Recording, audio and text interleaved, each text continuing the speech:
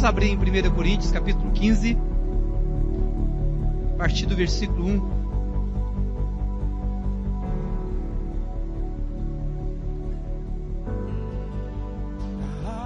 Coríntios, capítulo 15, a partir do versículo 1. Vou ler até 11. Aleluia. Irmãos, venho lembrar-vos o evangelho que vos anunciei, o qual recebestes e no qual ainda perseverais. Por ele também sois salvos, se retiverdes a palavra tal como la preguei, a menos que tenhais crido em vão. Antes de tudo, vos entreguei o que também recebi, que Cristo morreu pelos nossos pecados, segundo as Escrituras, e que foi sepultado e ressuscitou ao terceiro dia, segundo as Escrituras, e apareceu a Cefas, e depois aos 12. Depois foi visto por mais de 500 irmãos de uma só vez, dos quais a maioria sobrevive até agora. Porém, alguns já dormem. Depois foi visto por Tiago, o meio-irmão de Jesus, mais tarde por todos os apóstolos. E afinal, depois de todos, foi visto também por mim, como por último, nascido fora do tempo. Porque eu sou o menor dos apóstolos, que mesmo não sou digno de ser chamado apóstolo, pois persegui a igreja de Deus. Mas, pela graça de Deus, sou o que sou. E a sua graça, que me foi concedida, não se tornou vã. Antes, trabalhei muito mais do que todos eles. Todavia, não eu, mas a graça de Deus comigo. Portanto, seja eu ou seja eles, assim pregamos, assim crestes. Vamos ter uma palavra de oração.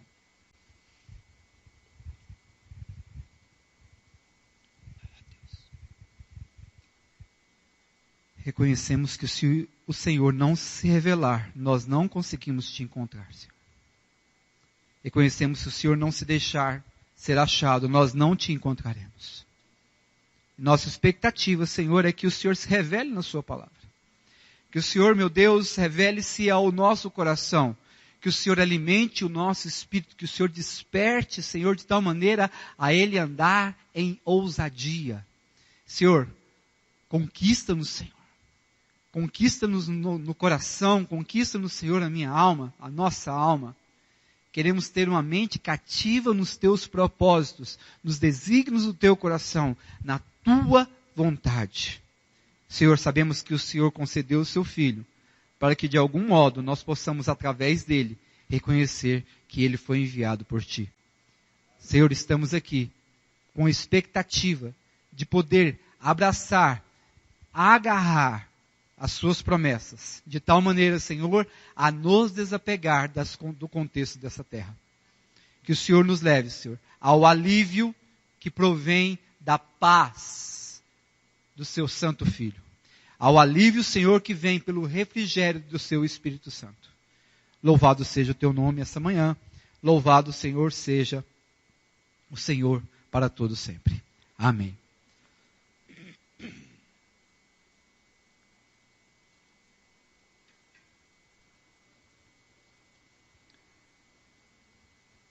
Quando nós lemos toda a carta de Coríntios, a primeira carta que Paulo escreveu aos Coríntios, é como nós, de alguma forma, nós estarmos numa rua lotada. Porque ali nesse texto, nessa carta, nesse livro, nós vamos encontrar tudo ao que se refere à vida humana, tudo que se refere ao contexto da vida humana. Por exemplo, nós vamos encontrar disputas, nós vamos encontrar processos, nós vamos encontrar sexo, nós vamos encontrar compras, consumo, nós vamos encontrar os assuntos sobre rico, sobre pobre, adoração, trabalho, sabedoria, tolice. Nós vamos encontrar política, vamos encontrar religião. Realmente é como se nós estivéssemos andando nas principais ruas de Corinto. É como se nós estivéssemos dando aquele passeio no fórum da cidade de Corinto. Com isso também nós vamos ter uma vasta sabedoria cristã cooperando para com esses assuntos. Por exemplo, nós vamos ter o assunto sobre a unidade da igreja, nós vamos ter a sabedoria de Deus, vamos ver também a natureza do conhecimento, nós vamos ver a prática da santidade, principalmente em relação ao sexo. Nós vamos ver sobre monoteísmo, nós vamos ver sobre idolatria, sobre liberdade, sobre autoridade apostólica. Nós vamos ver sobre fé e a prática sacramental. Também, principalmente pela primeira carta aos Coríntios, nós vamos ver também os dons espirituais e o seu uso. Bom, dá para perceber que é uma enormidade de temas de sabedoria cristã para nos aconselhar, para nos colocar o coração como que alinhado à vontade de Deus, alinhado àquilo que Deus requer dos seus filhos, requer dos eleitos.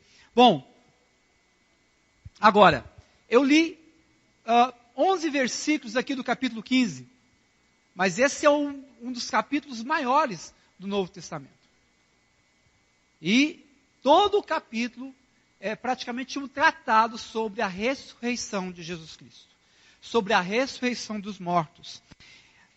Bom, com toda essa sabedoria, com todo esse conhecimento, essa aplicação para de alguma forma a fazer um alinhamento, alguém pega esses meninos e dá um jeito neles aí?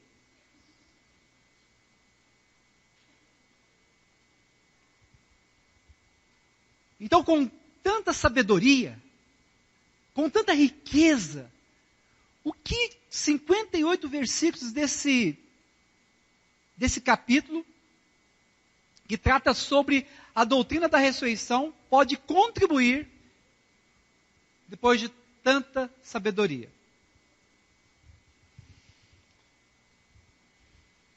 Nós vamos perceber que esse capítulo é a fundamentação da nossa fé. Agora, diante desse aspecto, dentro do contexto ali da igreja de Corinto, a igreja de Corinto estava vivendo uma situação muito constrangedora, porque ela estava sendo afetada pela filosofia grega, que não admitia existir ressurreição dos mortos.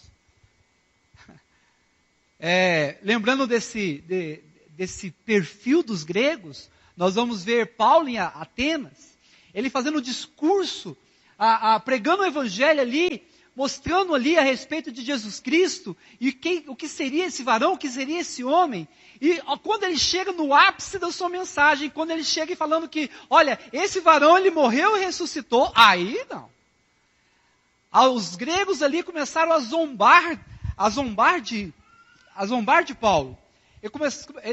Eles ridicularizaram Paulo, eles escarneceram Paulo, depois que ele começou a tocar nesse assunto da ressurreição dos mortos.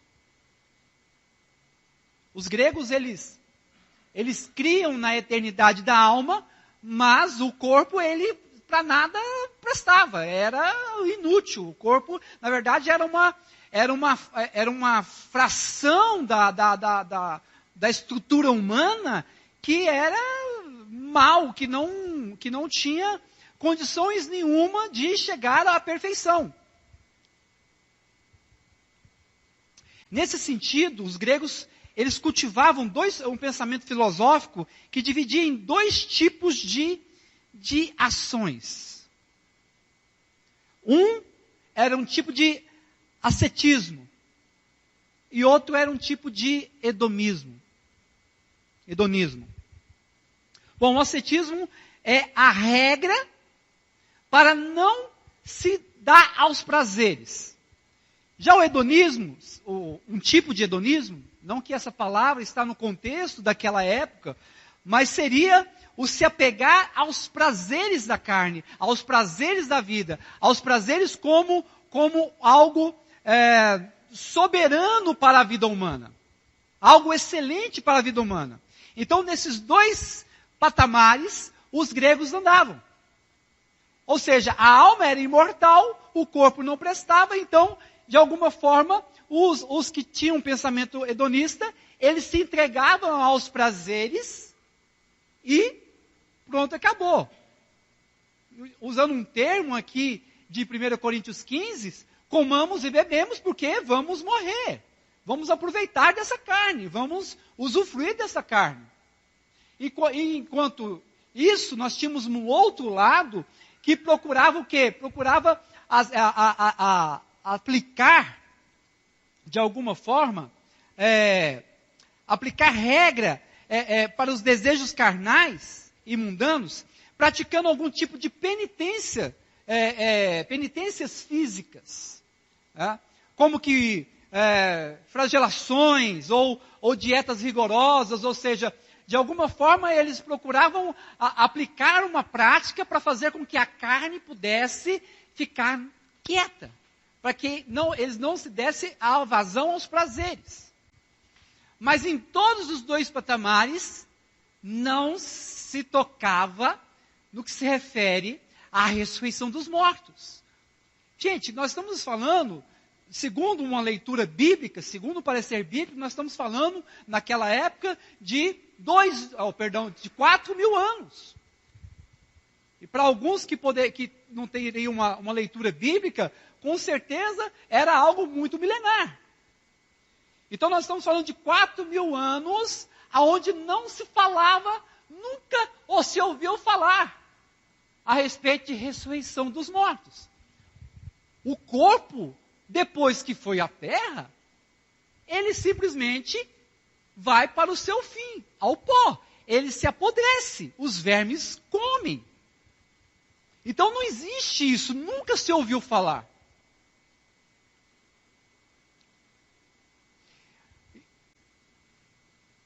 Então você percebe que dentro desse ambiente, a elite grega do pensamento, a elite intelectual daquela época, como hoje, por exemplo, nós podemos perceber que o que nós fazemos hoje, a forma que nós agimos, a nossa forma de pensar, a nossa forma de agir com a sociedade, ela está pautada numa elite intelectual que, de alguma forma, pensou isso antes.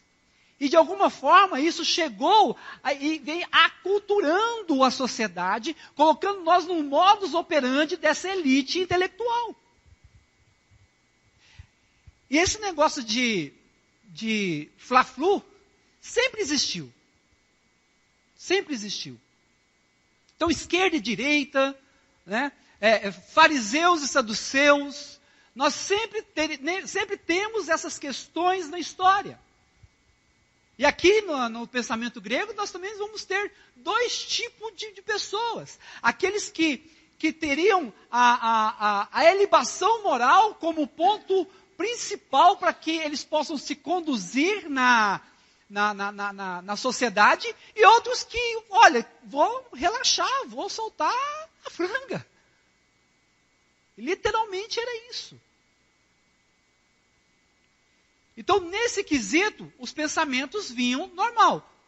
Agora, gente, espera aí, ressurreição dos mortos? Aí não, aí já é demais. Já viu uma pessoa ser ridicularizada? Às vezes nós percebemos, às vezes nós já fomos alvos de bullying, né? Na minha época bullying era liberado. Né? Mônica, né, Magrelo, tudo quanto é... Graveto, tudo quanto é tipo de apelido, pegava, porque eu apelava, aí pegava. Aí juntava aquele monte e falando muitas coisas, e muitas das vezes, pela idade, pela fragilidade, saiu chorando. Mãe!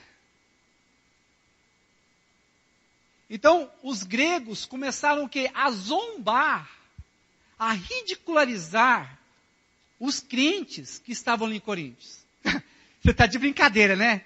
Ressurreição dos mortos. Oh. Tipo aquela época de Noé. Noé, chuva. Como assim chuva? Noé. Os homens, eles estão fadados a não perceber o movimento divino. Eu orei agora há pouco, que nós precisamos de alguma forma reconhecer que se Deus não se revelar, nós não podemos conhecê-lo. E se o conhecimento que você tem não foi Deus te revelando, o seu conhecimento é vão. Por isso que a nossa expectativa está em Ele se deixar ser achado, se deixar ser encontrado. Porque Ele é o soberano que é transcendente. E só quando Ele quer que Ele é emanente. A nossa casa, a igreja de Deus, a igreja universal, a igreja do tempo de Corinto, a igreja aqui, do tempo em que foi escrito esse texto, é a igreja que também perecia das afrontas da sociedade, das afrontas do mundo. Essa igreja, ela não estava a parte desse sofrimento chamado zombaria, aonde de alguma forma isso vem nos intimidando, nos fazendo acuados, nos fazendo esconder. Se alguém perguntar se eu sou crente, eu respondo não. Muito semelhante ao que Pedro disse. Não conheço ele não, nunca vi esse homem. Por quê? Porque o mundo, ele está atrás de você. O mundo está atrás de você e não quer deixar você se expressar ao vigor da luz divina. O quanto ele puder fazer com que você se milindre, se coloque numa situação onde você se esconda da realidade, onde você não deseja andar na contramão dos valores da sociedade, ele vai fazer assim. Porque esse mundo, ele não está aleatoriamente fazendo as coisas como que sem pensar, sem se organizar, porque o inferno, os demônios estão organizados, é sistêmico. O mundo jaz do maligno não é uma frase para que a gente possa se fazer canção de ninar. O mundo jaz do maligno quer dizer não brinque com o mundo. Por quê? Porque se você for sem fé, você vai ser avariado. Vai dar PT, no sentido de perca total.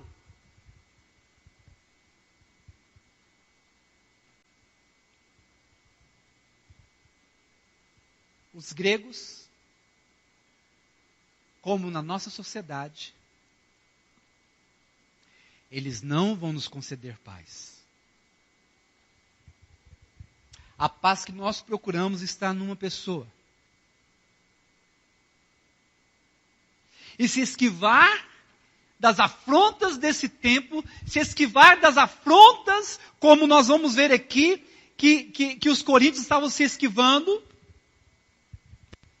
é se envergonhar do nome, é se envergonhar de Jesus, é se envergonhar da sua natureza, da natureza divina que está em você. E Jesus disse que se você ou eu se envergonhar dele, naquele dia, na apresentação diante de Deus, ele vai se envergonhar de você diante dele. Então a ideia é que os coríntios, os irmãos lá em Coríntios, pudessem ter uma melhor avaliação do seu posicionamento, uma melhor avaliação de como eles estavam se comportando, como eles estavam sendo influenciados pela sociedade. Então, eu estou com uma expectativa de poder fazer algumas séries aqui nesse capítulo 15, talvez não nos próximos domingos, mas de alguma forma eu quero ficar aqui um pouco com os irmãos, e eu estou aqui tranquilo para poder ir de acordo com o que Deus vai dando graça aqui, e nós experimentamos aqui do que Paulo falou aos Coríntios. Amém, queridos? Bom, primeira coisa que nós vamos ver logo no versículo 1, irmãos, a atenção de Paulo aos irmãos, irmãos, vos lembro o Evangelho.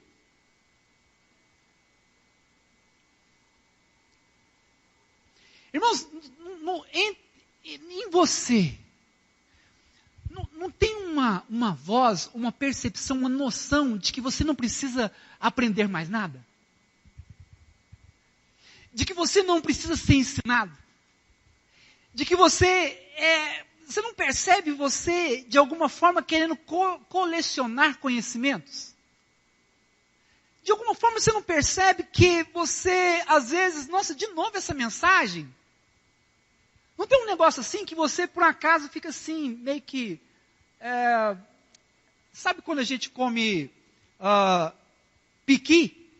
Aí a gente fica com aquela memória, aí a gente não quer comer mais, até essa memória foi embora, né? Então, a impressão que dá é que a nossa natureza, ela deseja coisas novas. Nós não estamos dispostos a ficar estressando o mesmo assunto. Não, já falou sobre isso, já, para. E esse é o grande risco que nós cometemos em se esquivar de saber, reconhecer, abraçar a necessidade de estar sempre lembrando daquilo que é o Evangelho.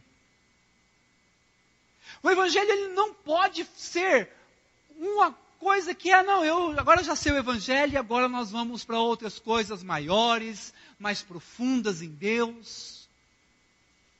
O Evangelho precisa ser rememorado. O Evangelho ele precisa ser como que constantemente relembrado. Paulo, aqui nesse capítulo, lógico que nós vamos ter Paulo se inclinando a corrigir a doutrina, a trazer os crentes de volta à doutrina pura e verdadeira. Mas quando nós olhamos o contexto de Paulo, anunciando a palavra de Deus, nós vamos perceber que a nota que ele sempre toca é o Evangelho. Algo que ele sempre está falando é sobre o Evangelho. Então aqui não é só uma mera correção de doutrina, que ele precisa rememorar aos irmãos o Evangelho, mas aqui, de alguma forma, ele vai corrigir raciocínios. Você rememorar o Evangelho vai corrigir raciocínios, vai corrigir falsas doutrinas, principalmente nesse tempo que parece que as ovelhas estão tão dispersas, elas estão em todos os lugares, nas redes sociais, ouvindo tudo quanto é coisa. Eu fico assustado com o que os irmãos estão postando. Parece que não tem mais valor você se apegar ao contexto pastoral da palavra. Queridos, uma palavra pastoral, ela não tem eficiência, ela não tem eficácia, se ela não tiver contexto de pastor e ovelha. Uma palavra pastoral, ela precisa ter acesso como um pastor que tem cheiro de ovelha. Um pastor que de alguma forma fica com os pelos da lã do carneiro, da ovelha. A palavra pastoral, queridos, é uma coisa que nós precisamos comer na nossa casa. Se você quer ser pastoreado pela palavra, esqueça a internet, amigo. Curta os seus pastores. Se envolva com a vida da igreja. se envolva com um relacionamento vívido do Espírito Santo que está ligado nas relações.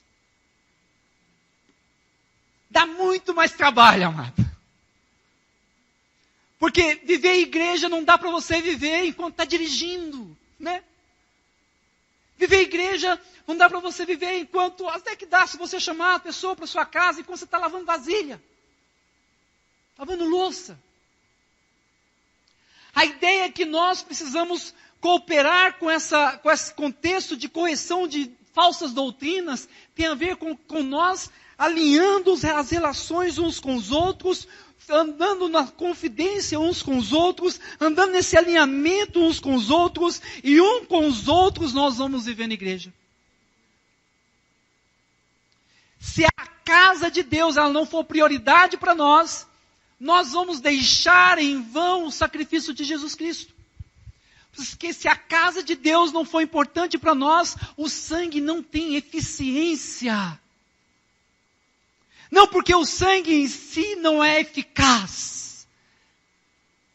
Mas, é como que o médico está lá no hospital. Às vezes você tem condições de trazer um médico na sua casa. Mas você precisa de ir ao médico. O sangue tem eficiência somente quando nós estamos na relação uns com os outros. Confidente no sentido da confissão de pecado uns com os outros. Procure investir mais no contexto de igreja. Então, relembrar o Evangelho tem a ver com corrigir falsas doutrinas, corrigir práticas erradas. Tem a ver com nós aperfeiçoarmos a fé.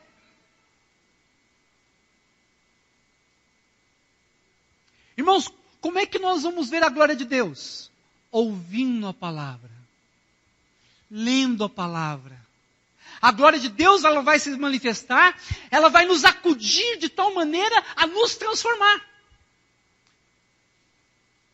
Porque é de glória em glória que nós somos transformados. A nossa vida precisa ser pautada por esse aspecto de relembrar o Evangelho. O Evangelho é uma fonte de alimento para a nossa alma. O Evangelho vai aquietar a nossa alma, porque de alguma forma, quando o Evangelho ele se encontra com a nossa realidade, com a nossa natureza, com a nossa concepção de corpo, alma e espírito, dá nó, irmãos. A alma vai ficar afoitada, a alma vai precisar, ela vai perceber, eu preciso de alguma coisa que me possa controlar. Aí é onde o Espírito, nosso Espírito, vai trabalhando e fazendo sossegar a nossa alma. Por que o salmista fala que fiz calar e sossegar a alma? Irmãos, a alma, ela é aquele potranca, aquele negócio assim, sabe, feroz. Não tem limite, não tem limite. Enquanto o corpo não vai à lona, enquanto você não está com depressão, enquanto você não está de staff, de estresse, ela não para. E quando você está lá na cama, ela não para. A alma não para. A alma ela não foi dotada de uma consciência divina. A alma é como um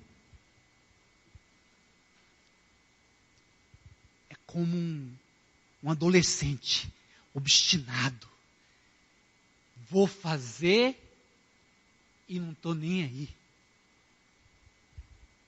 Assim é sua alma. Você vai amadurecendo, né? A vida vai te mostrando como funciona, aí você segura a alma. Mas isso é um aspecto que a vida te ensina. Mas o que eu me refiro é que quando nós relembramos o Evangelho, essa estrutura de corpo, alma e espírito nossa, ela entra num certo embaraço por causa da alma. E aí é onde, né, o Espírito nosso vem dominar as coisas. Porque tem uma luta dentro de nós, amados. É a alma e o Espírito. E nós precisamos alimentar quem? O Espírito. E lembrarmos o Evangelho, queridos, tem a ver com nós mantermos a esperança. Se nós não lembrarmos do Evangelho, se nós não memorarmos o Evangelho, a esperança vai se caducando dentro de nós. Bom, outro aspecto que nós vamos ter nesse texto, depois de lembramos, ele fala lembrar, de dizer, irmãos, venham lembrar-vos o evangelho que vos anunciei. Que evangelho é esse, queridos? A palavra em si, ela tem a ver com boas notícias. Transliterada, ela vai ficar evangelho. Mas o evangelho é a boa notícia anunciada. Por que boa notícia? No mínimo tinha algo que estava estafado.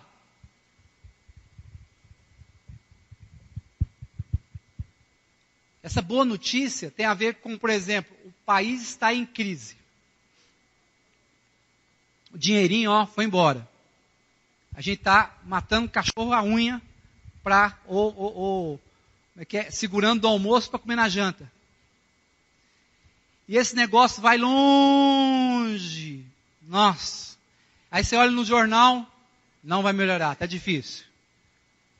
O governante está só roubando, em vez de... E a notícia, só notícia ruim, notícia ruim, notícia ruim, notícia ruim. Notícia que vai deixando de ser desanimado. Aí, de repente, aparece uma nova proposta. Aí você começa, nossa, parece que vai ser bom, né? Aí você começa a acender uma expectativa nova. Aí você começa a perceber, as coisas estão mudando. O Brasil melhorou. E de repente, nós vamos perceber que virou boa notícia. Irmãos, o Evangelho, ele só é boa notícia porque nós tínhamos uma notícia muito ruim. E sabe qual que era a notícia que nós tínhamos? Tem a ver com o nosso pecado. Tem a ver com a nossa natureza. Tem a ver com o que eu sou, com o que você é. E o que você é e o que eu sou tem a ver com o que fizeram conosco, sabe aonde? Lá no Éden. A obstinação daquela mulher, mas a passividade daquele homem, levou nós a perecermos.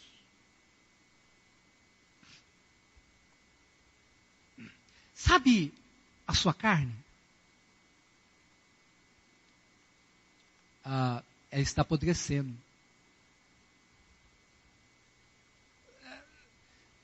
Sabe o que tem dentro de você?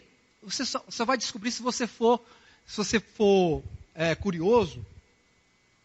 Se você for curioso e abrir um caixão, depois que estiver uma semana lá. Aí você vai descobrir o que tem dentro de você. Verme. Ele está dentro de você.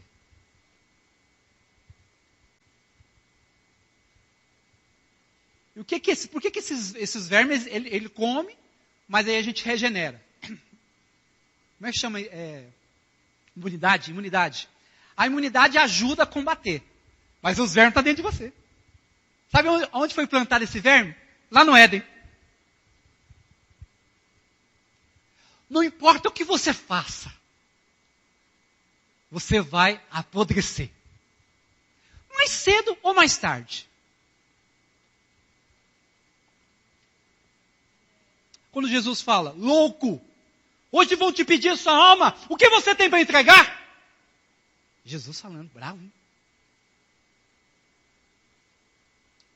A qualquer momento pode ser você. Teve uma criança que estuda lá com a Azaf, lá na escola dele lá, nem é da sala dele, um garotinho de 8, 9 anos, se eu não me engano. 8, 9 anos. Começou com um problema de saúde.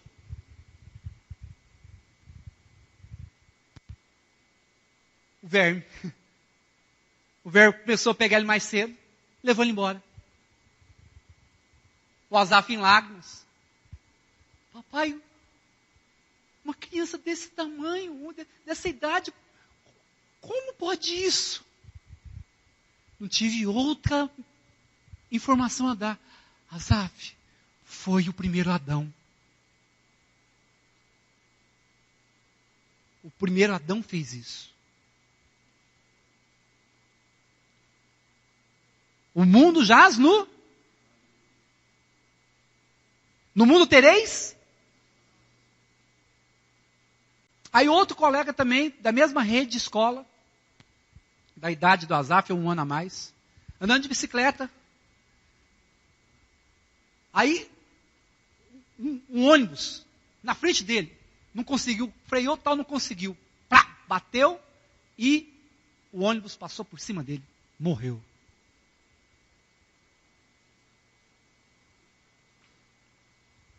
Não dá para preservar a nossa vida aqui.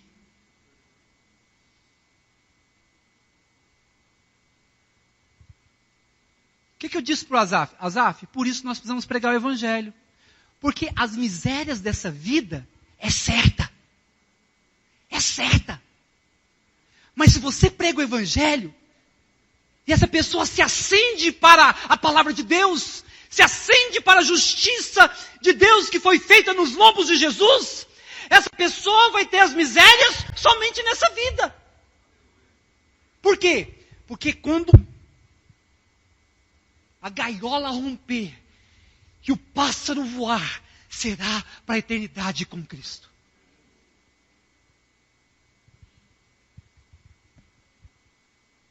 Por isso que Jesus aconselha com tanto amor, não junte nada aqui, junte no céu.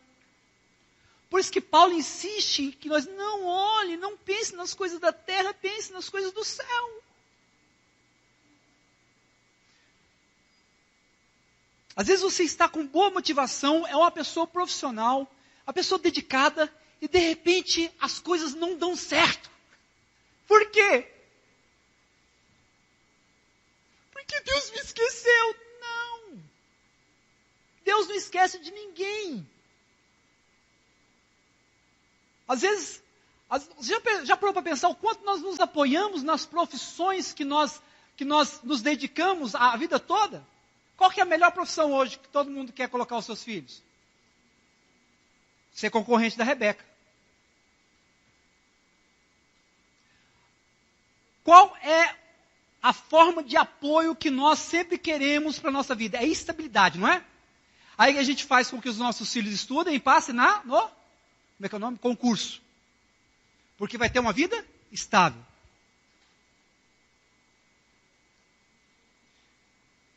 Tem alguma coisa errada nisso? Não. Mas, será que eu e você estamos andando por fé?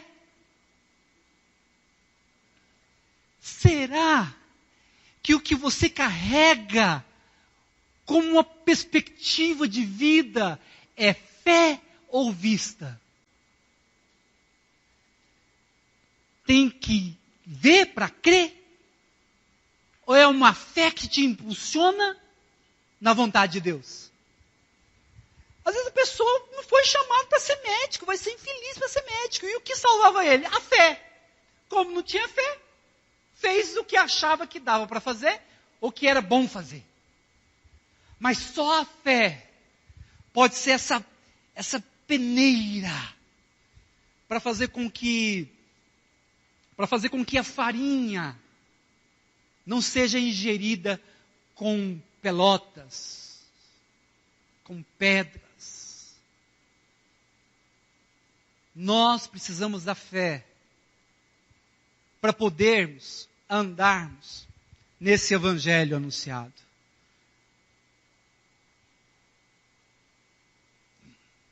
Agora, o evangelho, ele precisa ser recebido e precisa de perseverar. Alguém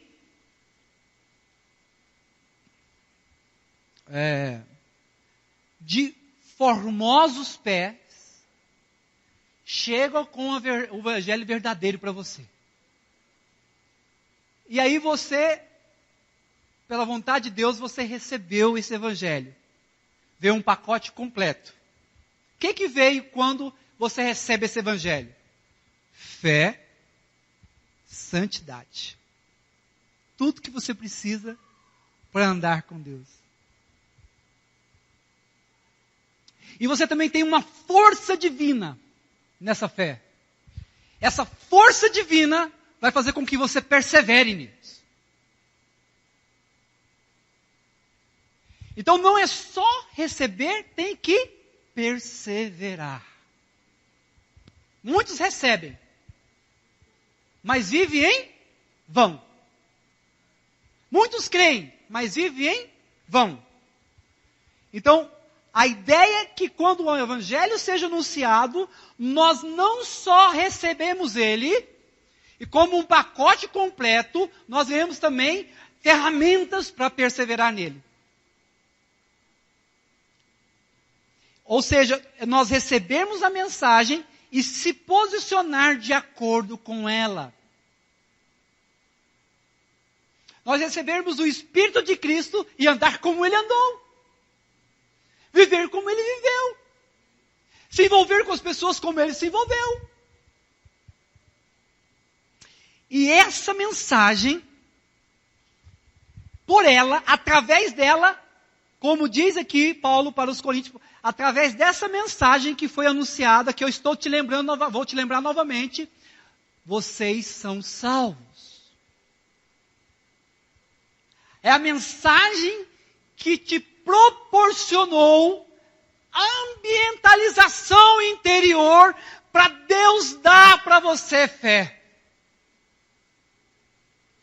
Aí você abraça essa fé, abraça também essa santificação que o Espírito Santo fez no seu coração.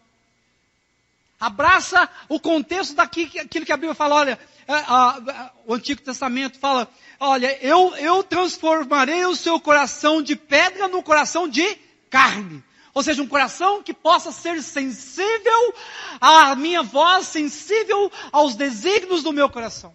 Quando é que foi feito isso? Quando Ele colocou fé em você. Caso contrário, você tinha um coração duro, obstinado, encrenqueiro, maníaco, como um jovem rebelde. Não vou, não faço, não quero fazer, não vou fazer, não tem ninguém que me faz eu fazer. Sou dono do meu nariz. Esse é o perdido. Mesmo encontrando na mensagem algum tipo de credulidade. É um perdido. Por quê? Porque não perseverou.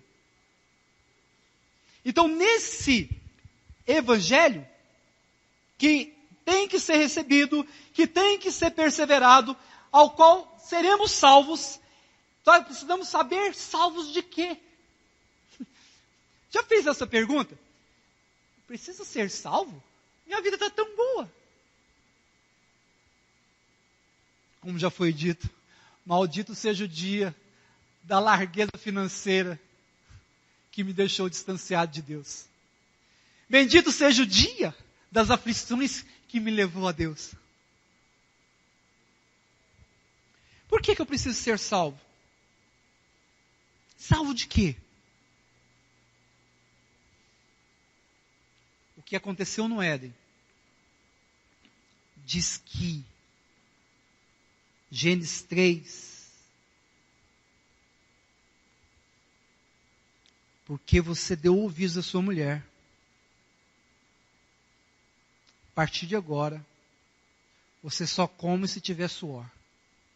Vai trabalhar ferrenho. Vai ser propício para a entidade chamada Faraó. Ele vai pedir mais tijolo e você vai dar.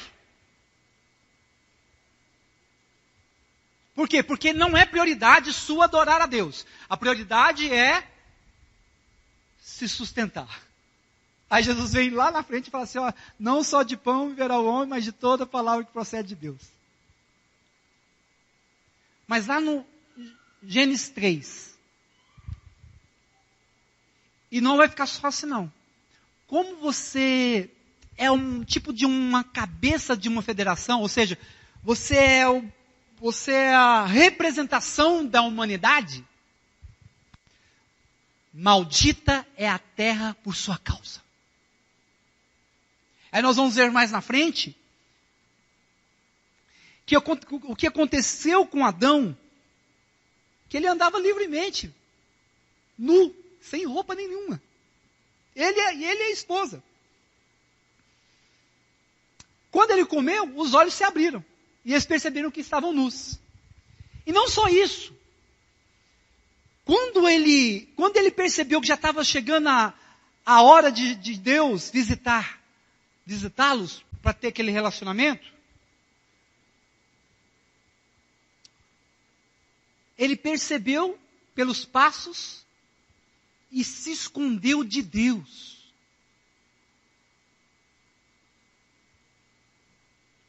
Alguma coisa em Adão mudou. E o que mudou? Está fácil a gente descobrir. Olha a sua natureza. A sua natureza é aquilo que Paulo falou. O mal que eu não quero fazer, esse eu faço. E o bem que eu quero, não faço. Ai, que raiva! É a sua natureza. Você não vai conseguir. Você é uma ofensa ambulante diante de Deus. Por mais que você tente favorecer alguma coisa para agradar a Deus, você não vai conseguir. Porque por causa de Adão você foi destinado a ofender a Deus eternamente. E sobre você repousa a ira de Deus. Isso eu estou falando no contexto do porquê que precisa ser salvo, tá, querido? Eu acredito que você não é essa pessoa. Aí lá em Gênesis 5, o Adão foi feito à imagem e semelhança de Deus. Em Gênesis 5 diz que começou a ter filhos Adão à sua própria imagem, à sua própria semelhança. Ó a chancela da miséria sobre nossas vidas. Ah, esse negócio é meio esquisito de entender. Tem problema não, aceita que é melhor. Você ficar esquivando com essa mentalidade, você pode enganar você mesmo. Não vai adiantar me enganar, porque eu já estou noutra. Deus, então, não dá para enganar. Por isso está escrito o quê? Que de Deus não se zomba. Aquilo que você plantou, colherá. Irmãos, então salvo de que nós somos salvos da ira de Deus por causa dessa mensagem que abriu entendimento para nós, abriu o escândalo que nós estávamos provocando diante de Deus, abriu o nosso entendimento que nós estamos diante de um juiz. A polícia está atrás de nós. Está atrás de mim, o que eu fiz? Agora que eu descobri que eu fiz alguma coisa. Como é que eu reparo? Você não tem reparação, você vai poder ser na cadeia. Mas essa mensagem abriu os seus olhos de tal maneira, que você percebeu que o que Jesus fez por você te tirou daquele lugar de condenação. Agora, nesse contexto, não que não tenha uma certa um certo assentamento no entendimento de que se Deus Pai colocou você na mão de Jesus, Ele não te perde. Isso quer dizer o quê? Quer dizer que se você foi colocado na mão de Jesus, você está salvo. Salvo para sempre. Mas nesse contexto aqui, o que dá a nos colocar é que nós estamos sendo salvos. Por quê? Porque é o Evangelho que vai nos favorecer a ganhar esse entendimento, essa luz, essa força divina, esse encorajamento santo para fazer o quê? Preservar corpo, alma e espírito. É assim que está escrito? Então, o Evangelho é o meio ou a ferramenta que vai nos conceder uma experiência subjetiva para que nós venhamos a nos aplicar de maneira objetiva no dia a dia. O que é esse subjetivo? Você já ouviu falar que quem fala em línguas edifica a si mesmo, não é isso? Pergunta a alguém que fala em línguas se ele percebe essa edificação de si mesmo. Percebe que o Evangelho ele tem uma ação poderosa ao qual o olho humano ou a percepção humana não se achega, não consegue palpar, porque é pela fé.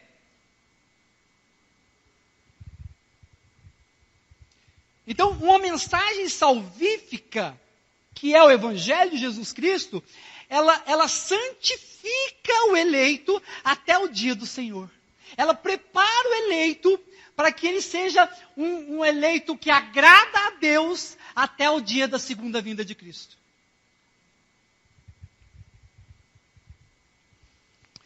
Agora, isso só vai acontecer, queridos, como diz Paulo, se retiverdes a palavra tal como lá preguei. E esse é um ponto, eu acho que mais importante para nós termos um pouco de atenção. Não que o que estamos falando não é importante. A mensagem precisa de ficar intacta na memória. A mensagem que você recebeu na memória, no seu coração, no seu intelecto, em todas as áreas do seu ser, essa mensagem precisa estar intacta.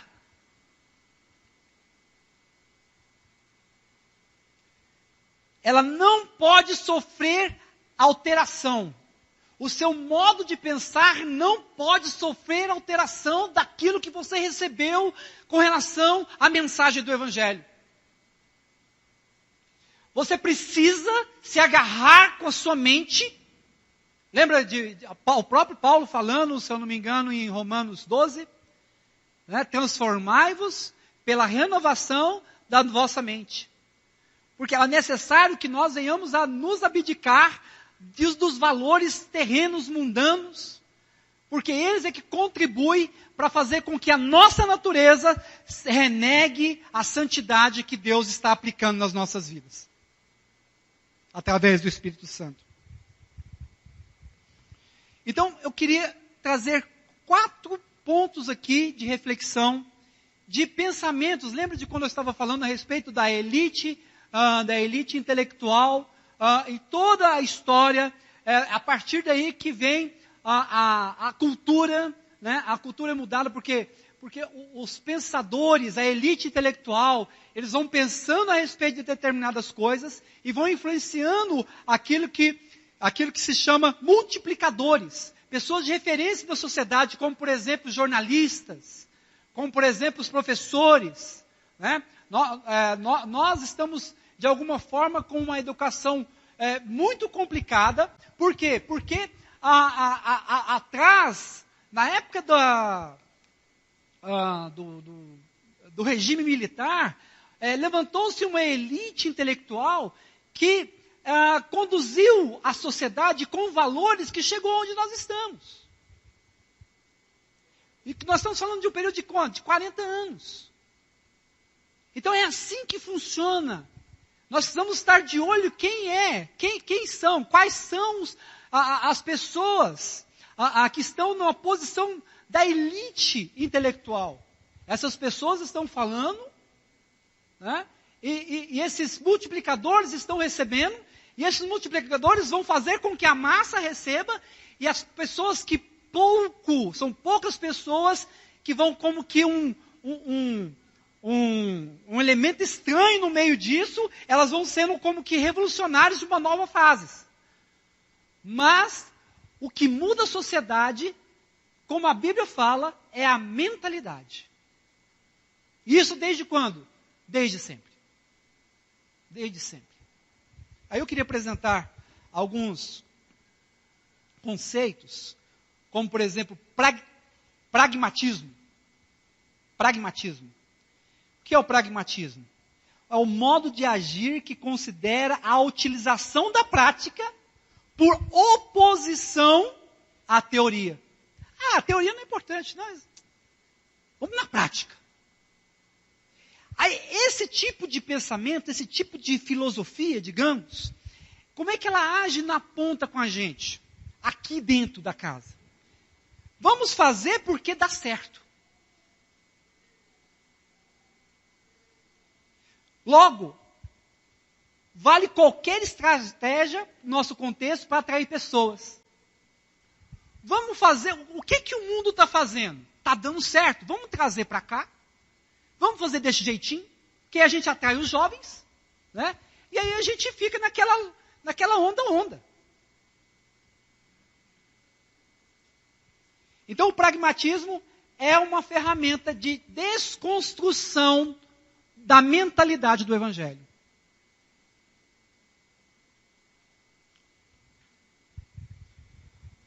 Outro pensamento, ou ideia filosófica, é o estoicismo. 300 anos de Cristo, querido. Rigidez nos princípios morais. Isso entra dentro da casa de Deus, isso entra dentro da nossa mentalidade, dentro do nosso pensamento.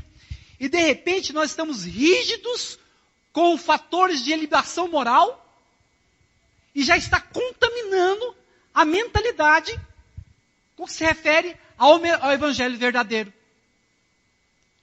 Por exemplo, políticas públicas. Nós, dessa geração de crente, nós queremos fazer política pública empurrando os nossos valores na sociedade. Não vai ter casamento homem com homem. A gente quer, porque quer ficar preso em ideias que são puramente morais.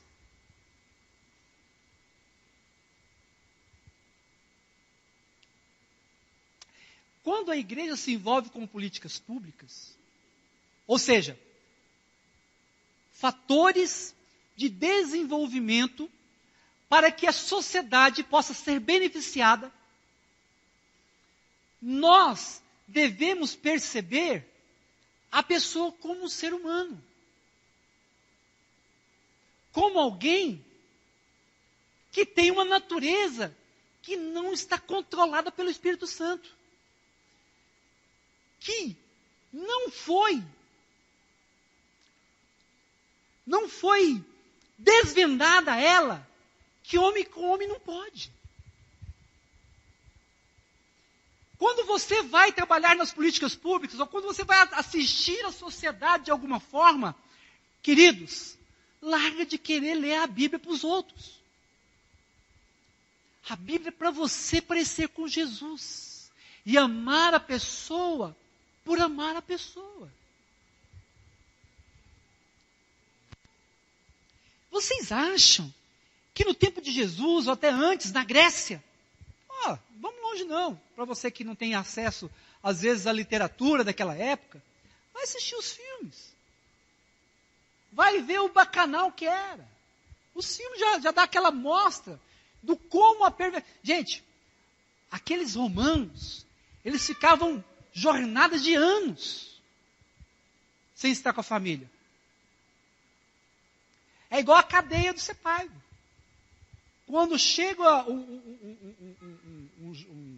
um preso novo, é a mulherzinha da vez. Sempre foi assim, amados. Larga de escandalizar.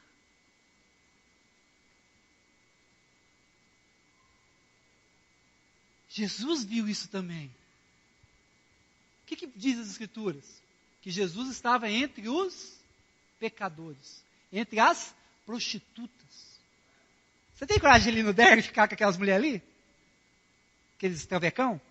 Não tem, eu sei que não tem, estou perguntando só para perguntar. Mas sabe o que vai fazer você ser ousado para isso? O evangelho verdadeiro. Isso pode ser um sintoma de que você, se teve o evangelho verdadeiro dentro de você, você se deixou ser contaminado com outra coisa.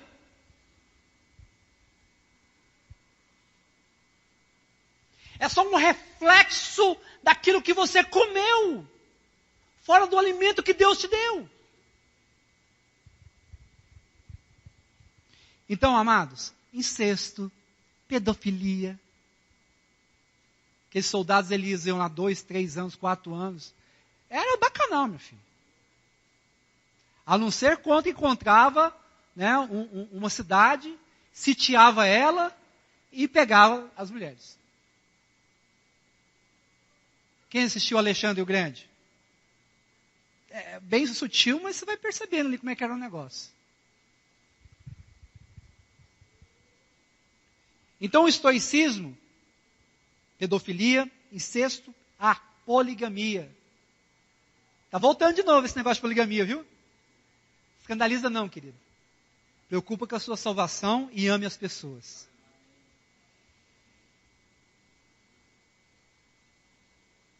Outro pensamento, que nós já falamos dos dois, ascetismo. Renega todos os desejos carnais ou mundanos, com práticas de penitências físicas como flagelo e dieta rigorosa. Irmãos, nós temos um crasso erro entre nós. Porque a gente quer, quando não ser salvo pelas coisas que nós fazemos, nós queremos ser aceitos pelas coisas que nós fazemos. Em outras palavras, legalismo. Se você entrar nessa jornada da piedade, sem ser por fé, você vai viver escravizando as pessoas pelo que elas não fazem o que você faz.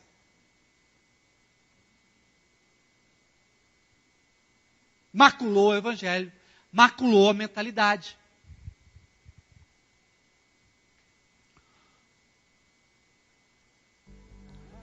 Por exemplo, dietas rigorosas, né? Gente, você acha que sua alma está muito elevada? Né? Mas faça isso no Senhor.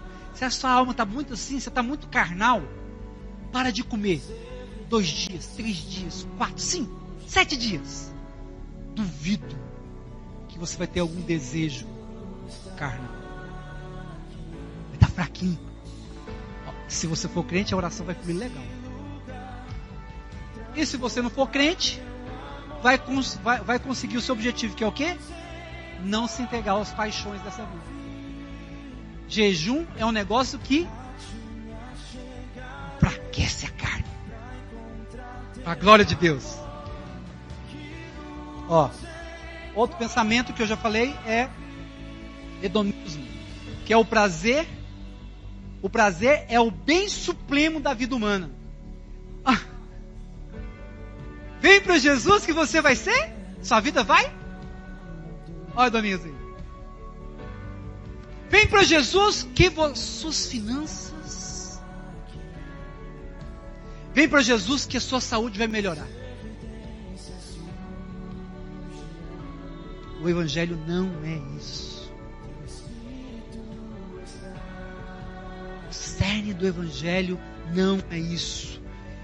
Então por isso que essas pessoas que, como Paulo estava falando, essas pessoas não manteram a palavra como ele pregou.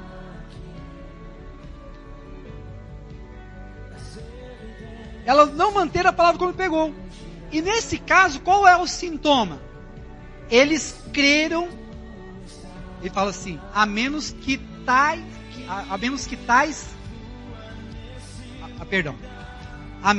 tenhais crido em vão. A menos que tenhais crido em vão. Desta maneira, não manterá a mensagem intacta.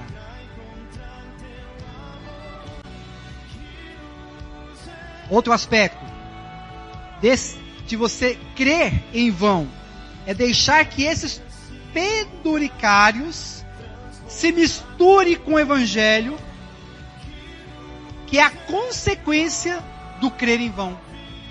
Quando você crê em vão, você aceita todos esses aspectos. Não, eu sou filho do rei, eu não posso passar dificuldade, não. Olha,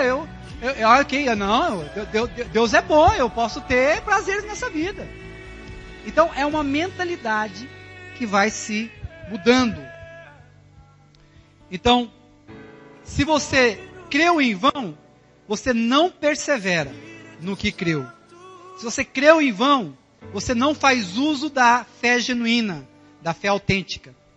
Se você crer em vão, você vai sempre querer andar por vista e não confiar em Deus. E no versículo 3, ele diz assim: antes de tudo vos entreguei o que também recebi, que Cristo morreu pelos nossos pecados, segundo a Escritura. Antes de tudo vos entreguei o que também recebi. Uma pergunta que nós podemos fazer de acordo com o que nós vemos aqui com Paulo. Paulo tinha uma integridade naquilo que ele recebeu. Ele manteve a palavra com originalidade, com pureza. Agora, uma pergunta de reflexão. Você sabe o que você recebeu? O que você carrega como mensagem é Cristo? Outra perspectiva da pergunta. Você transmite o que recebeu? Transmite, querido, não estou falando disso, transmite por osmose, por uma coisa assim. Vai meu pensamento e acesse aquela pessoa. Não, do jeito que Jesus falou, ide pregar o Evangelho. Assim, nas modas antigas mesmo. Você é miserável, e se você não se converter, você vai para o inferno. Você é um pecador e carece da glória de Deus. Esse tipo de mensagem assim, rústica mesmo. Você tem anunciado aquilo que você recebeu? O que você recebeu está intacto? Pois Paulo diz, antes de tudo, ele entregou o que também recebeu. O importante é nós avaliarmos o que nós recebemos, se o que recebemos está intacto, e se nós estamos o quê? Conferindo a outras pessoas, se nós estamos anunciando às outras pessoas. Irmãos, via de regra, via de doutrina cristã, doutrina bíblica, ninguém vai para o céu, se é que vai para o céu, céu vai descer, ninguém vai para o céu se não for pela pregação do Evangelho, pela ousadia da pregação do Evangelho. Infelizmente eu vou parar por aqui.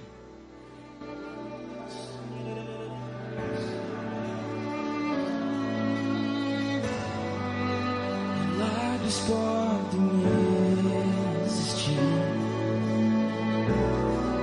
Teu Espírito está aqui. As evidências surgirão. Teu Espírito está. Declare, milagres podem existir. Aleluia. Milagres podem existir. Teu Espírito está aqui.